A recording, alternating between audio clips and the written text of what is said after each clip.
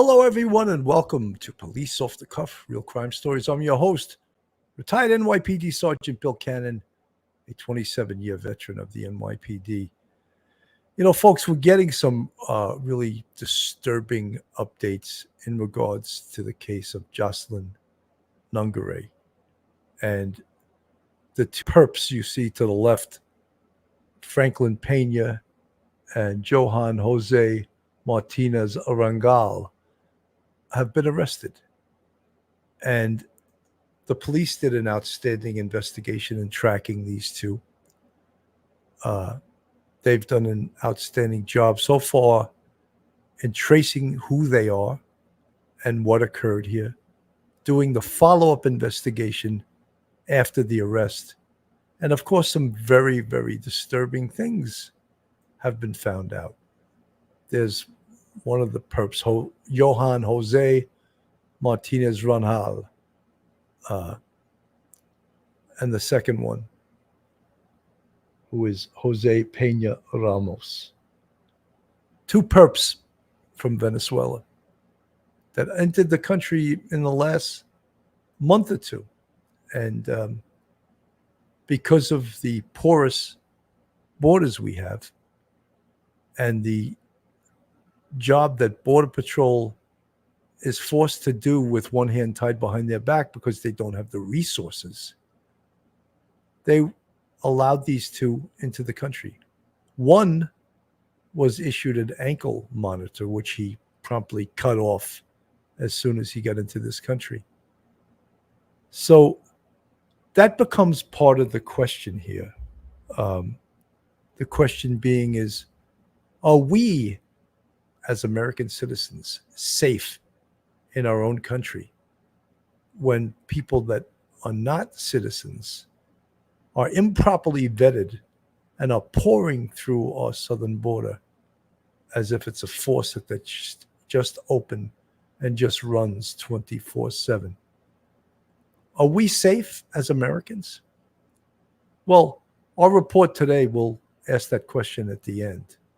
But certainly this little girl, 12 years old, Jocelyn Nungaray, I think that speaks for itself.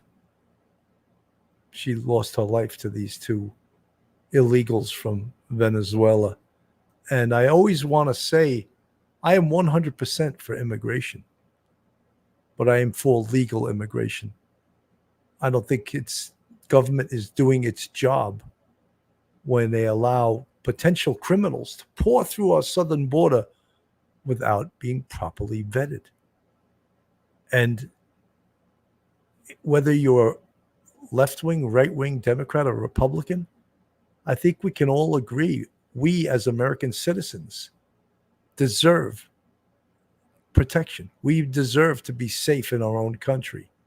And how dare our government not protect us because they have some other political agenda? How dare they, So folks, hold on to your hats, hold on to your wig, your toupee, your service dog, your children, your wife.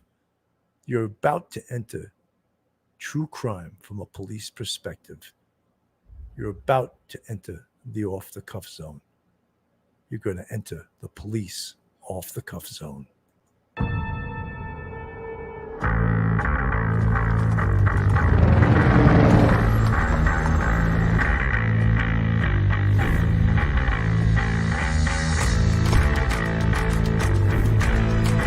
There has to be some common sense. Yes, sir. They have the car stopped at 10th and Ranch Microbizer. We still don't know who pulled the trigger.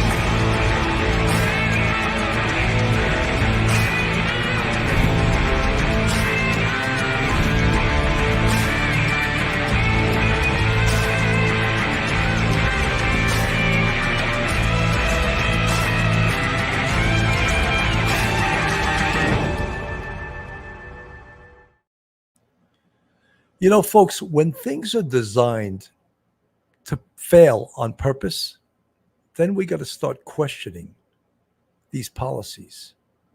They're designed to purposely fail. And if you spoke to our Border Patrol agents, our Homeland Security agents, they're overwhelmed. They're overwhelmed, but they are designed to fail. Joining me today is retired NYPD Sergeant, Professor at Albertus Magnus College in Connecticut, and attorney, Professor Mike Geary. Mike, welcome to the show. Welcome, Bill Cannon. Welcome. Good afternoon. Good afternoon, everyone. You know, Mike, I just, this case is so heartbreaking in so many different ways. And, you know, the New York Post wrote an article, you know, updating this, this was yesterday. And basically what they were saying is that Jocelyn Nungaray, 12 years old, fought back with her dying breaths, leaving bite and scratch marks on the illegal migrants. This is according to prosecutors. Little Jocelyn Nungaray fought back against her attackers after she was lured under a Houston bridge and assaulted for 2 hours, leaving scratch and bite marks on one of the illegal migrants who was accused of killing her. Prosecutors revealed this on Tuesday. Johan Jose Martinez Rangal, 21, still had the marks Jocelyn left on him when he was arrested, according to Assistant District Attorney Megan Long in the Harris County Court. Martinez Rangal's alleged accomplice, Franklin Jose Peña Ramos, 26 years old, told cops he tried to convince Martinez Rangal to stop, but he allegedly refused and climbed on top of the girl and strangled her, according to Long. The chilling details came as Harris County District Court Judge Josh Hill set a $10 million bail for Martinez Rangal and labeled him a likely flight risk. Hill said the decision for such a high bail amount was because he didn't want Peña or Martinez Rangal to flee, but also didn't want them to get deported and escape justice in the U.S. I've seen individuals go into ICE custody, go through the deportation or removal process where they have been ordered to be removed, and that the feds have deported or removed those individuals without the Harris County criminal charges still pending, the judge said. And it puts us in the position where those charges would never be answered. Can you imagine that? Can you actually imagine that law enforcement is not working together? That one arm would release two fugitives, two alleged murderers, and alleged because they've been arrested. Can you imagine this, Mike? What is wrong with our system? It's broken. It's broken. You would think that ICE would be working hand in hand with state authorities, state attorney general's offices and things like that, and state troopers. The idea that the judge is actually fearful that these two guys would get picked up by ICE and deported back to Venezuela. Once they're gone into ICE custody, the Harris County prosecutor has no jurisdiction over them. The judge has no jurisdiction over them. Once they get actually deported out of the country, back to Venezuela, you're never going to get those guys back. And they're just going to victimize people down in Venezuela. And how many other, Jocelyn Nungarays there'll be in the future. But it is shameful, and it's beyond comprehension that we can't even get in this kind of situation where there's a horrific crime that everyone agrees is horrific. We can't even get the feds and the state on the same page. That's deplorable. That's disgusting. Well, because, Mike, as I said earlier, it's designed to fail on purpose. It's absolutely designed. Law enforcement officers want to do their job. They're not allowed to do their job. Again, it's designed to fail on purpose. And, it's difficult to approach this issue without taking a political side. And, I don't know who would think that having just open borders without vetting people coming through is okay. I don't know who would think that. But obviously, I think, one of the people that do think that is the New York Times. I'm going to read a couple of paragraphs from their article, and it's entitled, "Killing of Texas Girl Becomes a New Immigrant Flashpoint."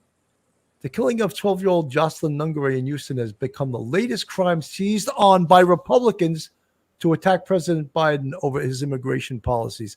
It shouldn't only be Republicans. It should be seized on by all Americans, because this is simply wrong.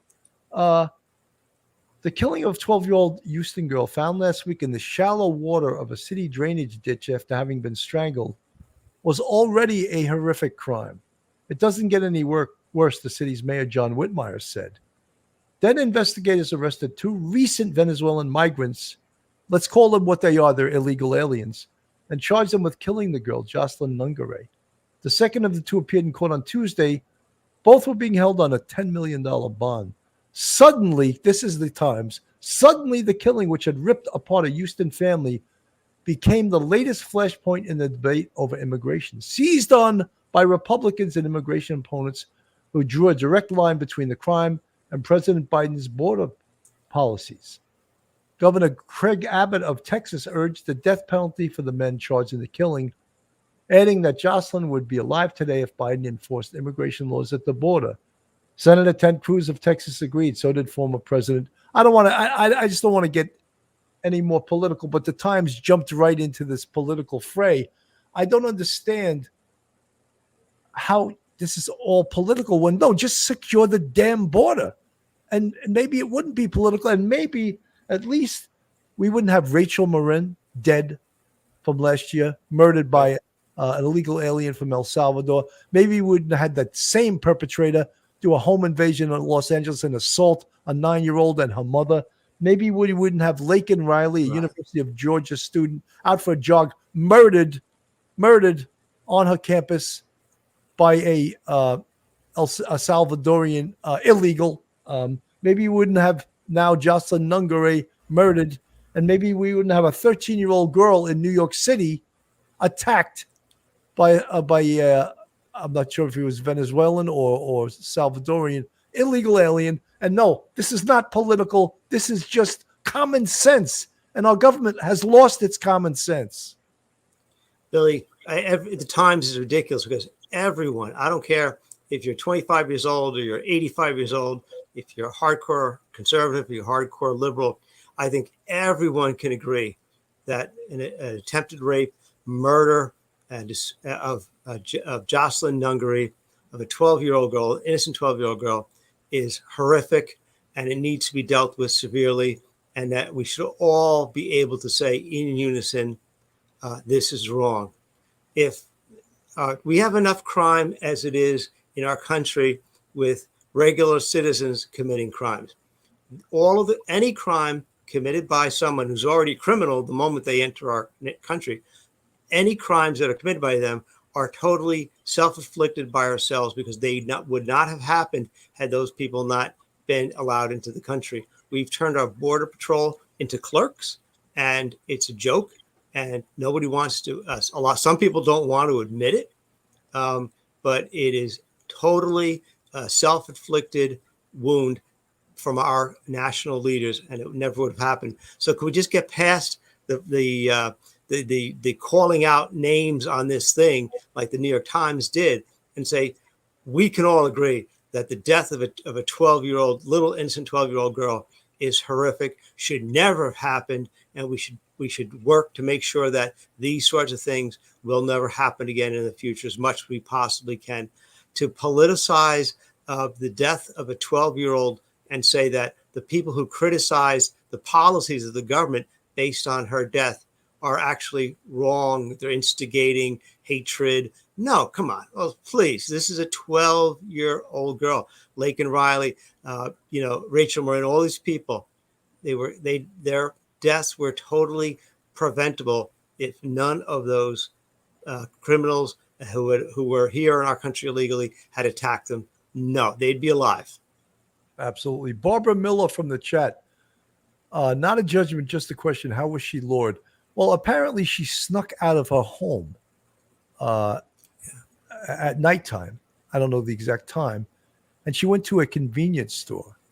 And that's where she ran into these 2 guys. And somehow they lured her down by the river, and that's where the attack took place. Besides that, I don't know exactly how they lured her. She's 12. They're 21 and 26. So not so difficult to imagine how they lured her.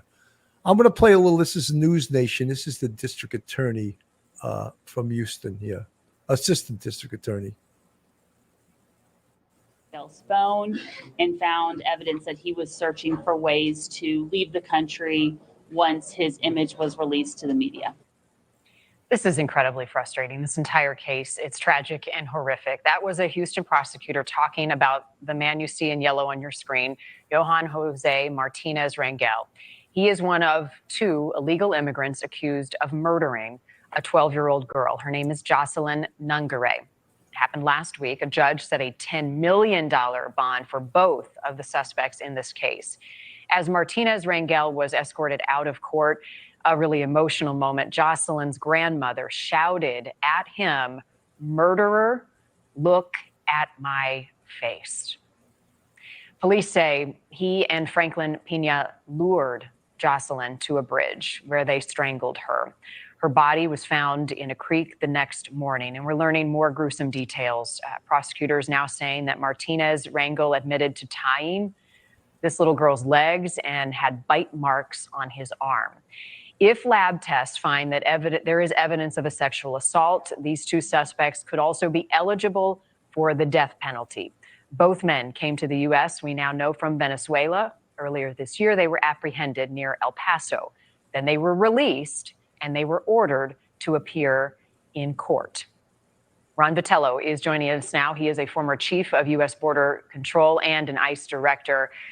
It's frustrating because they were here illegally, they went through the process, and then they were released. We've seen other cases like this, equally frustrating, Ron. Rachel Morin, the mother of 5 from the Northeast who was murdered, now charged in her case, an illegal immigrant. Laken Riley, the student from Georgia, same thing. Now we've got this little girl in Texas. Where is the gap in the process that these illegal immigrants with criminal histories, many of them, are falling through the cracks? Yeah, it's very unfortunate. My condolences to those families. That grandmother, you can empathize with her anger. Here are 2 people that don't deserve to be in the United States. They do not have the privileges that you and I have to be born in this country. They came here illegally from a place, Venezuela, which most of us don't know anything about. And they were let go by our own government after a brief stay with CBP. The gap that you talk about is, those agents on the front line, they do the best they can with the tools that they've been given. So they have a database that includes any arrests that these 2 individuals would have had in the United States or in cooperating countries. If their fingerprints were on file with the FBI, those agents at the time would have known about it. But these are 2 people who are unknown to our own government, and we do not share, criminal histories with the country of Venezuela. And so they were released at the border because of what? Because there's insufficient detention space to hold them. We don't have a repatriation agreement with Venezuela.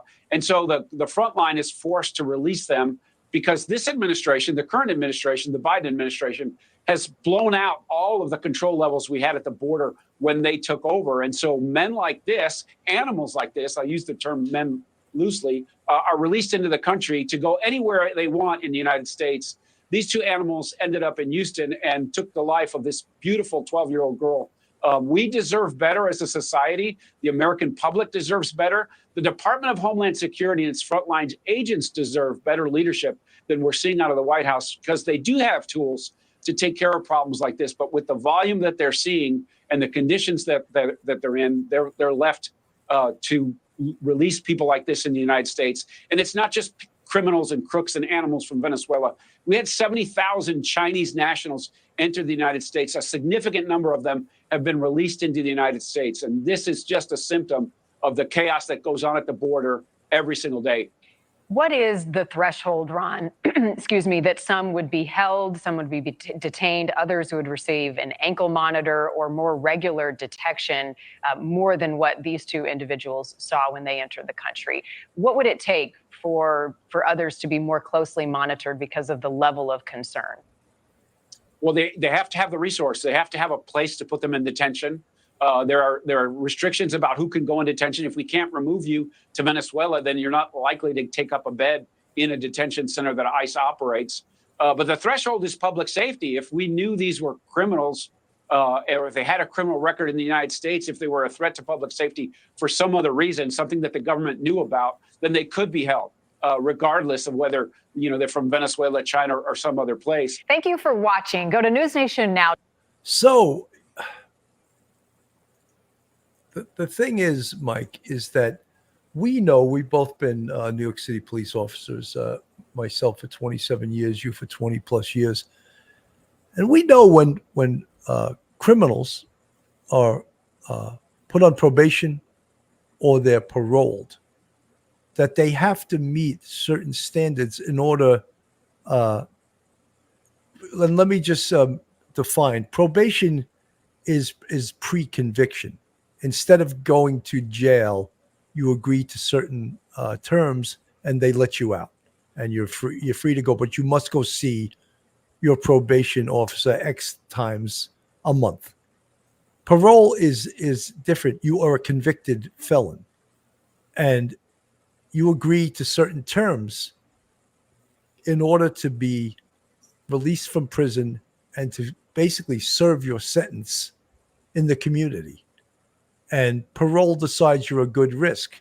Now, the safeguards they have in place for parolees and for probationers is that they're under criminal justice supervision. Very bad supervision, but they're under supervision. We don't have the possibility to do this to unvetted criminals coming in from other countries. We don't, because you heard them. We don't have access to their criminal records because we don't have an agreement with the country of Venezuela. So they're letting in criminals into our country, zero vetting, and we could have, a serial killer coming into our country. And what does Border Patrol say? Well, and I'm not going to blame them because the system is designed for them to fail. They're told to let these people into our country. Absolutely horrific. If we had a secure border and they came across illegally and they were picked up and we didn't have overwhelming numbers, 10, 11, 9 million people, ICE would have the beds. ICE could pick these guys up. Border Patrol pick them up, turn them over to ICE. ICE could do a quick investigation, but put them in a detention area where they would have to await a final judgment. But the fact is, as that gentleman said, we don't have any kind of agreements with sharing information with Venezuela, so they're not going to talk to you. So we won't get any information on them. We're overcrowded. We have to release them. That is all our own fault. No one else's fault. That's our fault. That's our national policy. You take public security. The public security should start at our borders, but you push it downwards to the local police officers. By the time the local police officers can do anything, crimes have already been committed by these people. Numerous crimes have already been committed by these people. And so therefore you have a system, as you say, it's designed to fail because we deliberately overwhelmed it ourselves. And then we say, oh, well, I guess we just have to release these people into the country. How does that feel to every single ICE agent, every single Border Patrol agent, when you came to do your job to protect your country? And this is a system that you're working with now. It is a depressing system that allows itself to be abused by the very criminals it's supposed to deter. That is the definition of pathetic, and you can't get any worse than that. Absolutely. This is from KHOU in Houston. As the second suspect charged with the capital murder of Jocelyn Nungaray went before a judge for the first time. He set bail for 22-year-old Johan Jose Martinez Rangel at $10 million. Devon Raming is live in downtown Houston outside of the courthouse with new details in the case. Devon. Well, Sherman, the new details read in court this morning were very hard for Jocelyn's family to hear as they outlined the allegations of what happened to her. Now, prosecutors say they were able to get access to Martinez Rangel's cell phone, which showed he was searching for ways to leave the country. They also say he admitted to a witness they interviewed that he had done something bad, that he'd hurt someone, and that person was dead. Investigators say 22-year-old Martinez Rangel had bites and scratches on his arms at the time of his arrest, and say his co-defendant Pena told investigators that Martinez Rangel was the one who was on top of her and tied Jocelyn up and said to throw her in the water to get rid of any DNA. Martinez Rangel is charged with capital murder, but isn't eligible for the death penalty without a proof evident hearing, which prosecutors explained after today's arraignment. And one of the things I would have to prove at that hearing is that a jury would likely give death. Because this is not death penalty eligible, I can't have that hearing by law. Now, what the judge was explaining is if we change this case to a capital murder with an underlying of sexual assault or kidnapping, those cases are death penalty eligible. And then at that time, we can have a proof evident hearing to hold them at no bond. Now, investigators say 12-year-old Jocelyn was found tied up and naked from the waist down, and her body was dumped in a creek in North Houston just over a week ago. Prosecutors also tell us that they are working to expedite testing results, and both suspects remain in jail at this time. Absolutely horrific, and it's like just their statements alone indicate to us what happened. There was, of course, an essay happened with this murder. So that would make them eligible for the death penalty. And they have to wait for the test results to get back. But this doesn't get any more horrific. And I just, I sort of get a little emotional about this because it's almost like we're stupid, a system that's designed to fail on purpose. And then when it really does fail, in the worst way, with the murder and SA of a 12-year-old girl, people are claiming it's politics. Could that be, Mike? Billy, as you said, Phil said before, there's politics and policing. Look at the word politics and look at the word police. We see this in New York City sometimes with certain people getting over certain groups you can't touch at certain times. It's sad, and the idea that we're going to politicize a paper is going to politicize the murder and essay of a 12-year-old, and to divide people rather than say, can't this case unite us? Can't this be the last straw? One of the people in the chat, I just saw Wit, W-H-I-T, Wit H, asked a great question. Why can't we, as the United States, just stop accepting any aliens from countries that won't share their criminal history records with us? I think that's a great idea. The answer is we could do that, but there's no leadership in Washington that would put that sort of limitation on our accepting of illegal aliens. We're just wide open.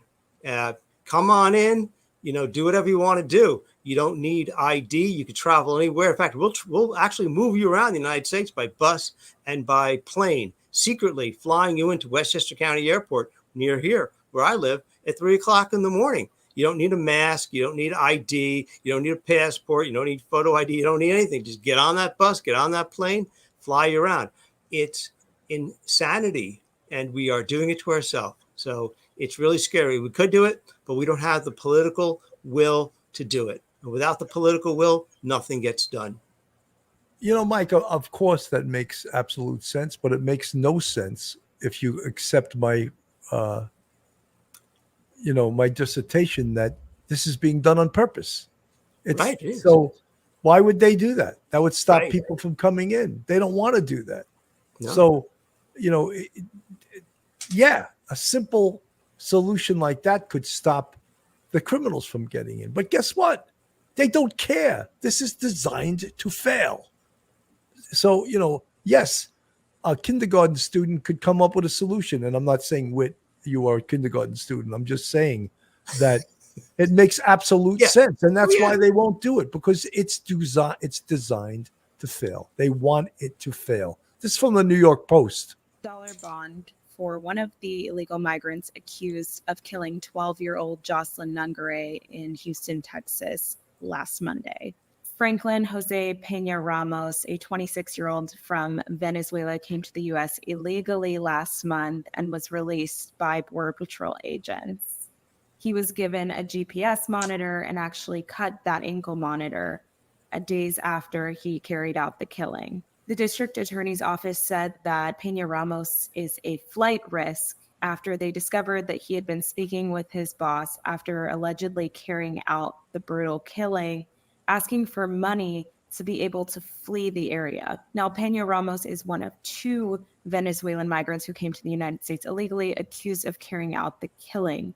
The other migrant came across the border in the same area in El Paso in March. He was released into the United States on his own recognizance, given a GPS monitor, and then taken out of the program because they determined that he did not have a criminal record that they could find and that he was compliant with his required check-ins. The night of the killing, Jocelyn Nungaray had snuck out of her home, and the 2 had lured her allegedly to a bridge where they were said to have taken off her pants, tortured her for hours, and bound her hands and feet before tossing her into a local creek.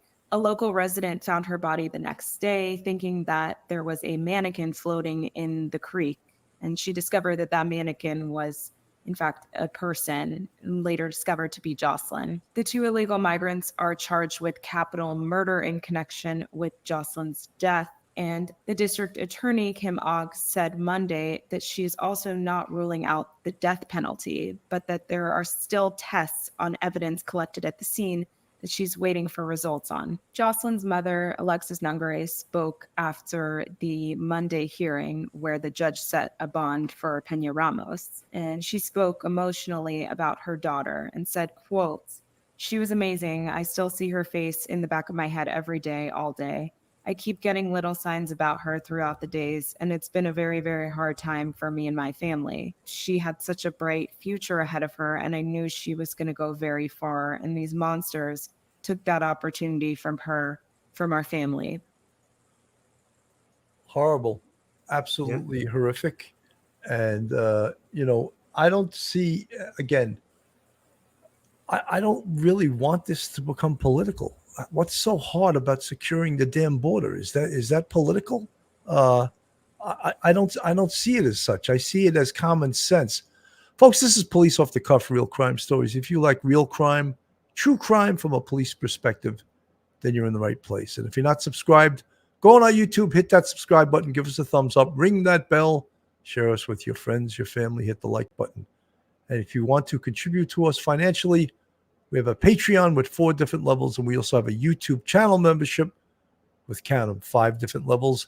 And our channel members has grown by leaps and bounds in the last couple of months, and we appreciate every single one of you guys that have contributed to the Police Off the Cuff podcast, Real Crime Stories. So, Mike, we know they're going to come back with the evidence. This is going to become a capital case. This is going to become, I think they jumped the gun by saying it was a capital case already. I think, Dan, Mike, why don't you explain the law so that people understand what is needed in Texas to make this a death penalty case? To make a death penalty case, you there's many different things. You could have the murder of 2 people, murder for hire, the murder of a judge, a correctional officer, a police officer, fireman, paramedic, things like that. Especially torturous or heinous crime, murder, where there's lingering death, may be eligible. If you kill a child. Now, Texas has gone from the child had to be under like the age of 6 or 8. Then they moved it up to like the age of like 10. Then they moved it up to like the age 15. But between 10 and 15, if a child is killed, they have to prove, in order to charge somebody with the death penalty for that child, they have to prove that there was an underlying like other felony, like kidnapping, or the killing occurred during a sexual assault. So right here, if they could prove that she was actually kidnapped away against her will, which may be fairly easy to prove depending on whatever video surveillance they have, if one of the guys rats out the other, and B, they have to prove that there was an underlying sexual assault, SA. So if they got one or both of those things, then this is a absolute death penalty case. But Ms. Ogg, the prosecutor, just wants to make sure, and that's a good thing, dot every I, cross every T, make sure you got it. So they've got to prove that some sort of kidnapping happened, or that she didn't go with them willingly, or B, that they SA'd her. And if they can prove that, those 2 are goners. That's going to be a death penalty case. And I think I believe the age to be sentenced to the death penalty, I think you have to be over 21. So they both qualify by age. They're both over 21. One's 21 and one is 26. Right. So, again, I think they're going to have the evidence that's necessary to charge them with a capital murder. But look, there's no rush to do that yet. They're not going anywhere. The judge correctly instituted $10 million bail. Obviously, they're not going to be able to make that. And they will stay in the local jail awaiting the court process to proceed. But, we want to know also, how were the police able to catch them so quickly?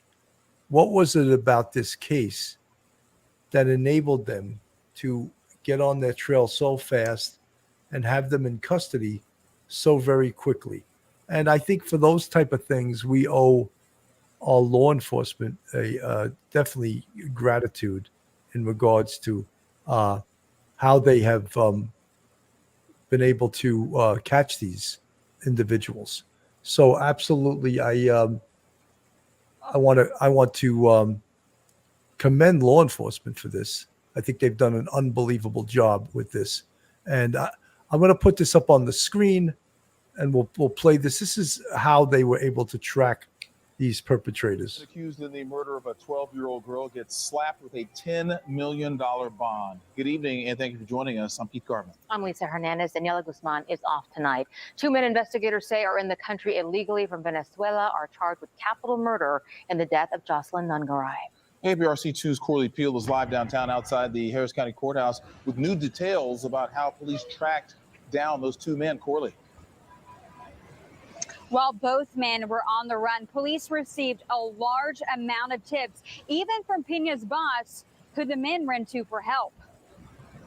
A $10 million bond and an ICE hold. Franklin Pena is staying locked up on his capital murder charge, a relief to 12-year-old Jocelyn Nungaray's family. I'm thankful for the ruling today, the amount of bail that was set. I know for a fact they're not going anywhere. Only KPRC2 was there as police took Pena and Johan Rangel Martinez into custody on Thursday, 3 days after Jocelyn was found strangled to death. Prosecutors say both men were looking for money to get out of town. They called Pena's boss at a local construction company. Did he tell his boss what he allegedly did? There's an understanding that something went wrong, someone got hurt, and someone was killed. Did the boss notify police? Yes, the boss came forward and spoke to the police. Is that how they ultimately found out where they were? That is one of the ways that the police were able to determine where they were and who the suspects were. Investigators say Jocelyn snuck out of her family's apartment sometime after 10 p.m. on June 16th. Pena and Martinez had visited a local bar for hours. They eventually saw Jocelyn at a 7-Eleven and asked her for directions. Court records showed they lured Jocelyn to a bridge. Pena told authorities he tried to tell Martinez to stop, but Martinez put his arm around Jocelyn's neck and covered her mouth. Martinez allegedly tied Jocelyn up and told Pena to put her body in the water to remove any DNA. She was found without her pants and cuts on her body. I just want people to remember, I know this is a very high profile case, but she was still my firstborn. And Border Patrol released both men on their own recognizance after they were arrested near El Paso earlier this year. And Jocelyn's grandfather is calling on leaders to have stronger immigration laws and to change those immigration laws. And this tragedy has even sparked a debate on immigration across the U.S. And even President Joe Biden and former President Donald Trump have been weighing in on this tragedy. Both released statements over the weekend, and we had their statements on click2houston.com. Martinez has his arraignment tomorrow morning, and we will be there. So, again, everyone's focusing on the politics of this rather than the fact that a 12-year-old girl lost her life, this is really the fact of the matter. Jocelyn Nungaray, why didn't our government protect her? Why? That's the question I want to ask. Why wasn't she protected? Why aren't other citizens protected by this potential menace coming into our country? Why? Billy, just a couple months ago, if you remember it, in New York City, they had New York City councilmen and people from upstate in Albany trying to get New York State to allow voting by illegal immigrants. And the rationale behind it was that because they need to have a say in how the money is being spent for their behalf. So it's kind of weird, but that's how people actually think. It's all about, and I think someone in the chat said, why did they do it? Butterfly, Ms. Butterfly. Absolutely. It's all about the votes. It's very scary that you're paying taxes. You're an American citizen. You obey the law.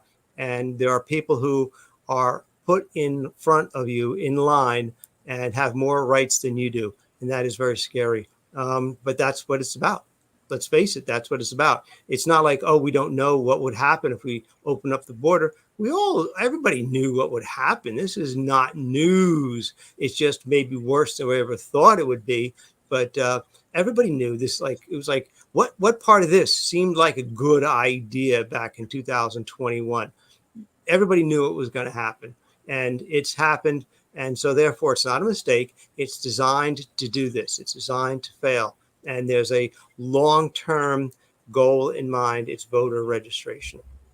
Absolutely. Heather, joining a little late. This case is so very sad. Absolutely. Gritty Gret, common sense isn't very common with the illegal immigrant policies in the U.S. It's a disgrace. Yes, I think that, when you look at the political element of it, it's all about, really, it's about power, and the fact that our government officials or elected officials are willing to roll the dice on the health and safety of American citizens by just having a porous border. I think that says a lot about our elected officials. Are they more concerned with getting reelected than with the electorate, the people in this country that are already supposed to be here? I heard a journalist on one of the channels, I won't ID him, but he made this statement that I thought was absolutely the stupidest statement I've heard in regards to this. He said, illegal immigrants don't commit crime at any higher levels than American citizens. And why is that so stupid a statement? Because yes, once they commit one crime, they've committed 100% more than they're supposed to, because they're not supposed to be here. They're here illegally, and I would have loved to have pointed, but that's sort of like a talking point, a political talking point. Oh, are we supposed to feel better that they don't commit any higher levels of crime percentage-wise than American citizens? Look, it's bad enough American citizens commit crime and put people in danger. But when people that come here and aren't supposed to be here commit crimes, I have a serious issue with that. Mike.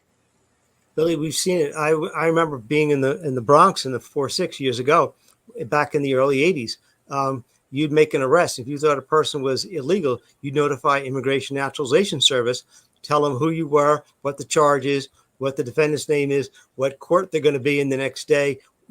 So in case they want to be picked, the immigration wanted to pick them up, they'd pick them up. They'd know where to take them. That cooperation with the sanctuary cities thing, where they don't recognize the power of the federal law enforcement, but they want the federal tax dollars, but they don't want to follow federal guidelines. It's a weird, strange, perspective. It's some sort of political ideology over common sense. And so long as no political leader's family gets hurt, they're going to ignore the calls for change. I mean, to me, I think that's the bottom line. Call me cynical, but I think that's the bottom line. They don't feel like they have a stake in the game because they don't have to live in the neighborhoods where these immigrants are committing criminal activity. Really sad. Absolutely. Sim B, hey, hi, Bill. Evening all. Yeah, I caught a live. Well, congrats. Welcome. We're glad to have you here. Whit H, why should they have a say over the money? It's our money. We aren't so rich that we can just give. We have paid into it, not them. Look, these are all issues. And, even though I don't didn't want to make this show about politics. You can't avoid it with this, because it's obviously that this whole system has been designed to fail on purpose. And, you'd have to be stupid not to realize that that's true. It's designed to fail. And why? If you ever watched any of the congressional hearings, you could see what I'm talking about. They have this boob named Mayorkas, who's the Homeland Security stooge.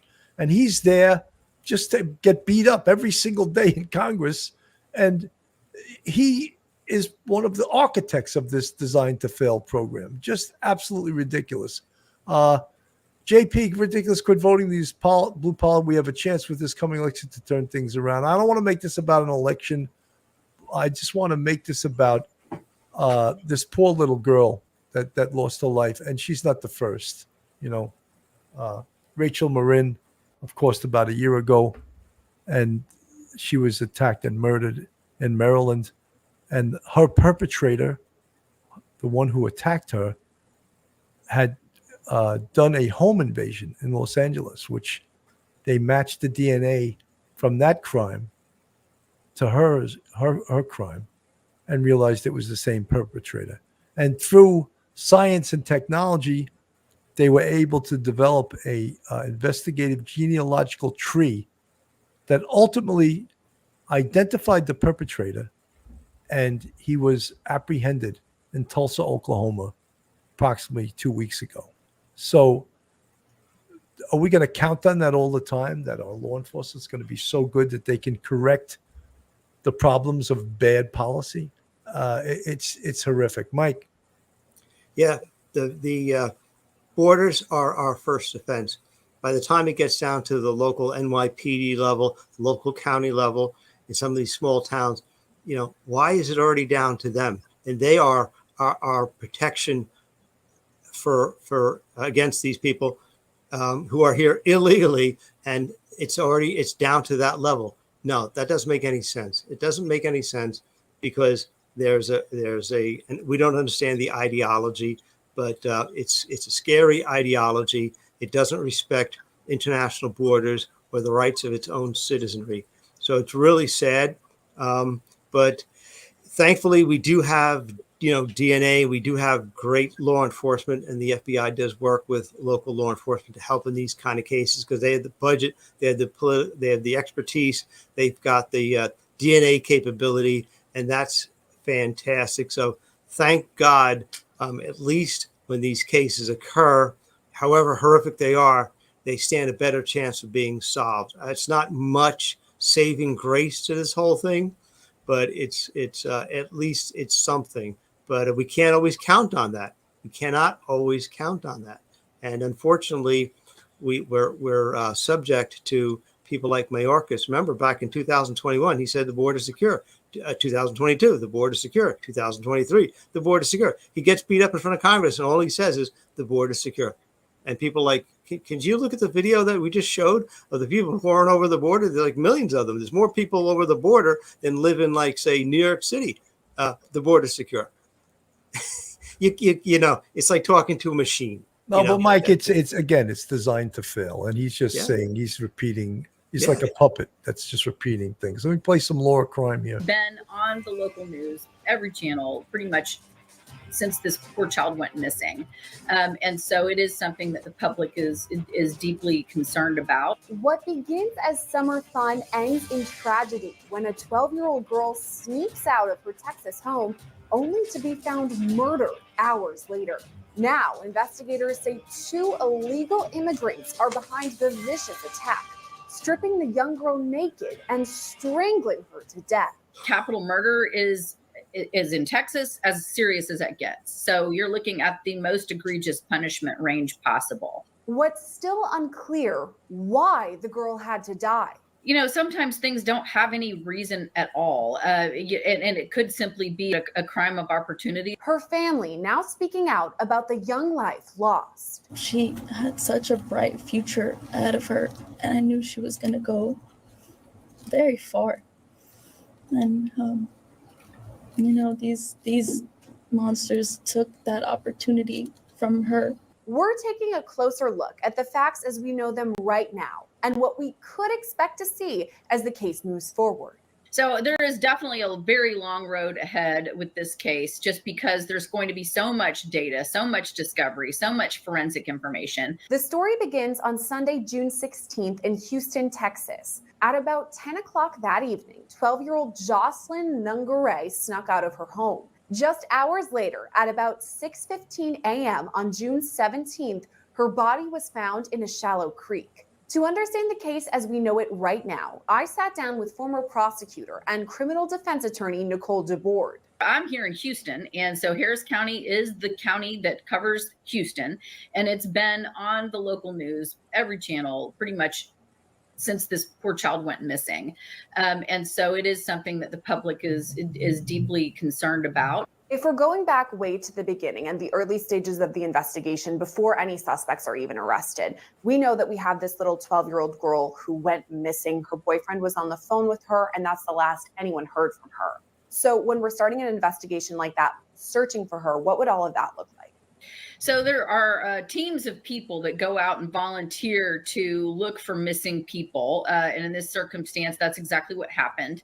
And they were able to unfortunately find her near her home and were able to use that location to track back for all sorts of video footage, which ultimately linked them up to the suspects they now have under arrest. At a press conference days after Jocelyn's murder, Houston police officials made this announcement. We were able to find video and trace the movements of our suspects and of Jocelyn, and all the way to the point of where she was murdered and left in a bayou in the water. Houston investigators used security video to piece together a rough timeline of the evening. They say two male suspects were first seen together at a restaurant. That the suspects began their evening at a Northborough area restaurant together. They left that restaurant on foot, southbound. The suspects continued south and were first seen on a camera. The next time they were on camera, the two men were with Jocelyn. Suspects seen meeting the victim and talking for a few minutes while they were on Kirkendall. Later, the suspects and the victim walked together to a convenience store. From the convenience store, all three made their way toward what would become the crime scene. After a few minutes, all three together walked to a bridge where ultimately Jocelyn was murdered. The next time security footage picked up the suspects, they were alone without Jocelyn. Suspects continue south towards their residence after leaving Jocelyn there. Investigators say everything happened in only a matter of hours from the point the suspects met up with Jocelyn until she was murdered. So it was in the evening of the 16th that they left that restaurant. It was during the nighttime, midnight hour almost, that they were walking. And we believe that it wasn't until shortly after 1 to 2 o'clock that they were at the bridge. So it was within a span of 3-4 hours. In the early morning hours of June 17th, a woman found Jocelyn's body in a shallow creek. Someone was unfortunately on their morning commute and noticed this little girl's body there. So when investigators are zeroing in on this, the crime scene where the body is found, what sort of evidence are they gathering here? Because a lot of this is going to be really invaluable when they move forward to trial.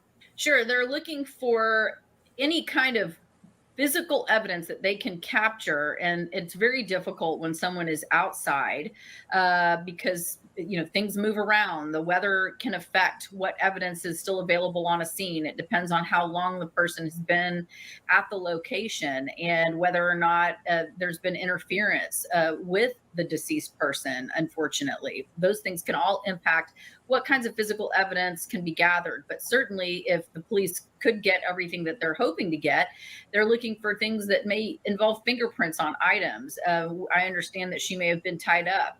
It depends on what she was tied up with. Could there be DNA on these items? Could there be DNA on the little girl?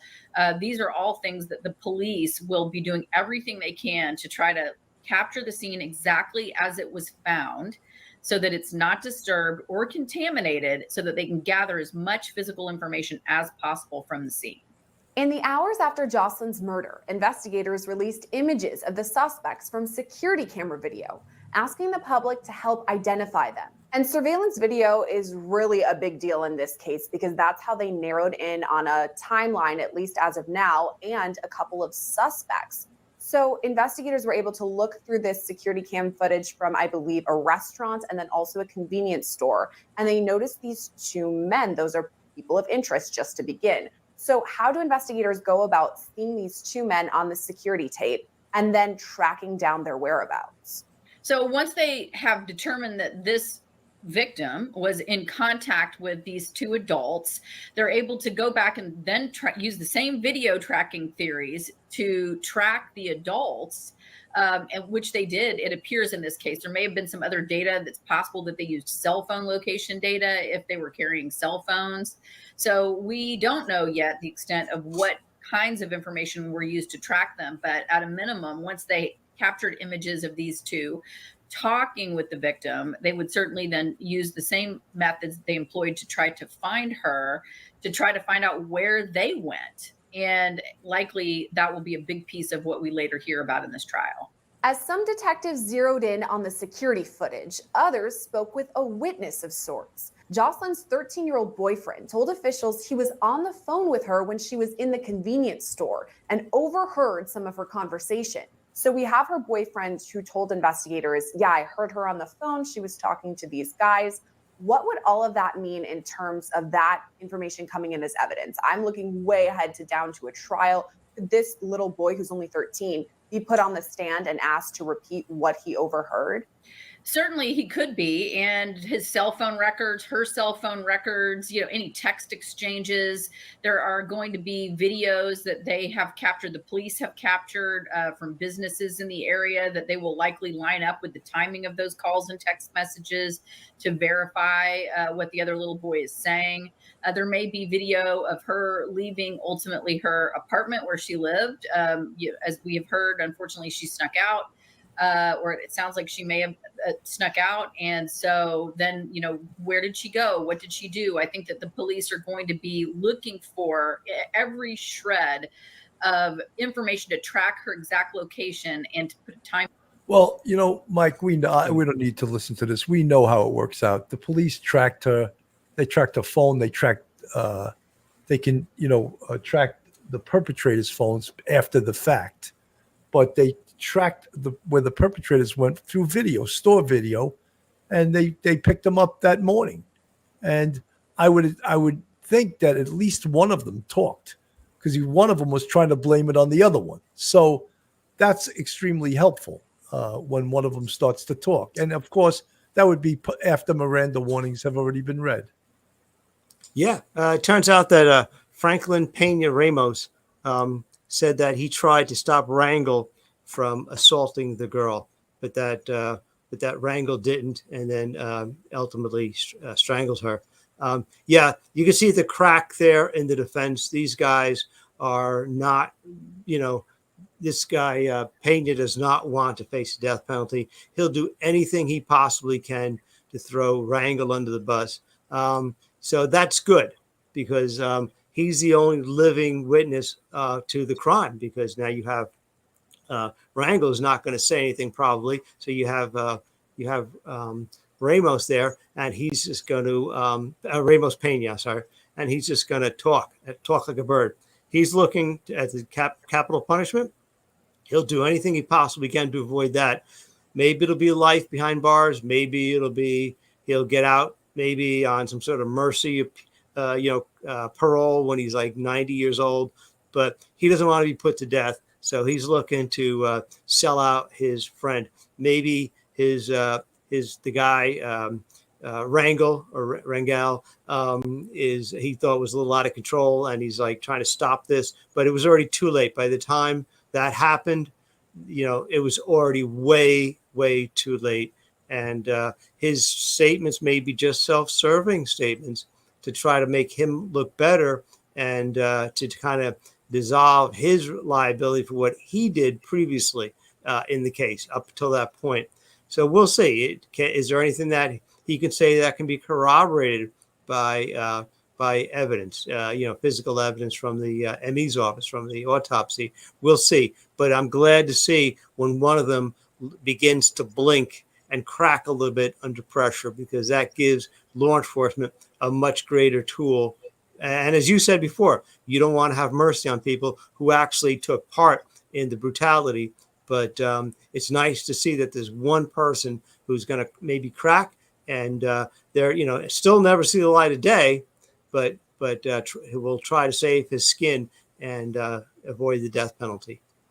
Well, Mike, what for our listeners, I don't know if everyone understands the concept of acting in concert. Right. And you could just do the littlest thing to facilitate this crime and be charged with the same exact crime as the person that had the most to do with it.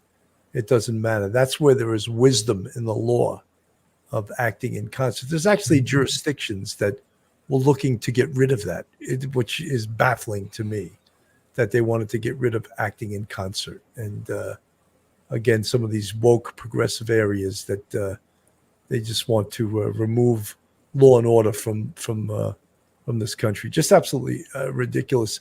So this is again a really tragic case. We covered it earlier in the week, and we just wanted to update you guys on it. And we're hoping that they will get the evidence necessary, and I believe they will, to charge both Franklin Pena and Johan Jose Martinez Rangal with capital murder and make them both eligible for the death penalty for this horrific crime.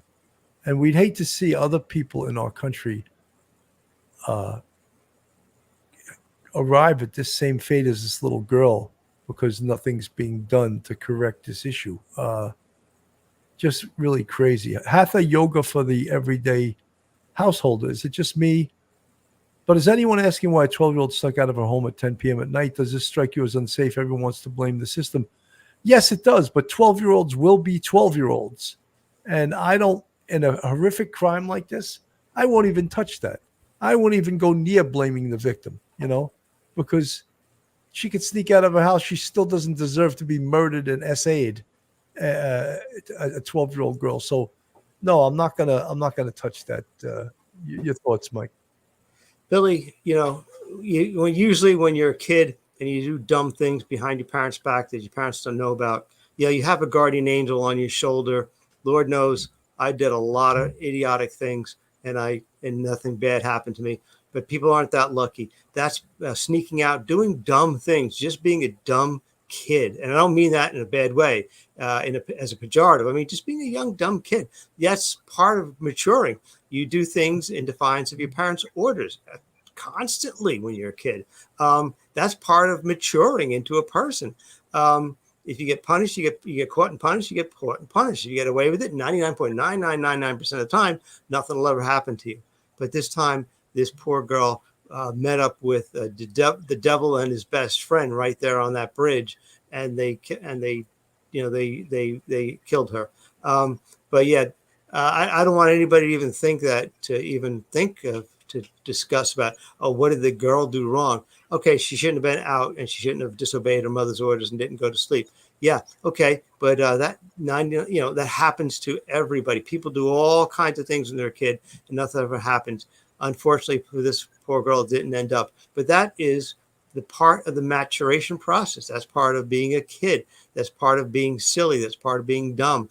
That's growing up. That's life. Absolutely. And hatha yoga for everyday household. I don't mean to attack you at all. I just think in this case, we have to give the tie to the victim, not to these two perpetrators. And yes, as Mike said, we all do stupid things. I've done stupid things. And I think we can all look in the mirror and say, sometimes you have a guardian angel on your shoulder and you got away with doing something stupid. Sometimes you don't get away with it. And that's life in a way. Mike, I think we covered this about as much as we can today. Sim B is going to confess to something. Heck, I used to climb out the window down a drain pipe and run around our village in my nightie with my friends when I was 12. It was great fun. Sadly, not in this case. Yeah, Yeah. I'm sure everyone in the chat can confess to something they did that they regret or was stupid. Fire Opal, we all do dumb things. Most of us are able to look back and go, oh, I was so lucky nothing bad ever happened. And there are the kids who weren't So lucky. Fire Opal, you're so absolutely correct. Mickey Morgan, Wanda Courtney ain't sneaking in or out of my house as everything is armed like Fort Knox. You open a window or a door alarm hits, or if you're unarmed, it still talks and tells you what is opening at a time, then you go jump in. Hatha yoga, usually when kids do dumb things, they're with their friends. Yeah, here you go. Sometimes, but sometimes people do things solely by themselves, and look, I don't want to dwell on it. She did something dumb and she paid the ultimate price for it. Mike, your final thoughts. For everyone, just keep the Nungaray family in your prayers. That poor mom, she'll never overcome this. She'll never, time will not heal this. Time will not, make her feel better. This will be with her forever. I'm a dad, and I couldn't imagine if anything like this happened to my children. You can't get over that. She's a strong woman. She's in shock right now. She's got amazing poise. We should pray for her and her family and the soul of Jocelyn, because they need our prayers as much as possible. So please pray for Jocelyn's mom. 100%. Folks, thank you so much for tuning in this afternoon. The YouTube channel's been so crowded with this Karen Reed case that I said, let me go on the air before the verdict comes down, and then, people will be doing 18-hour shows. So I wanted to get on before that. Again, thank you so much for tuning in. Have a great rest of your night, and God bless. Good night. One episode just ain't enough.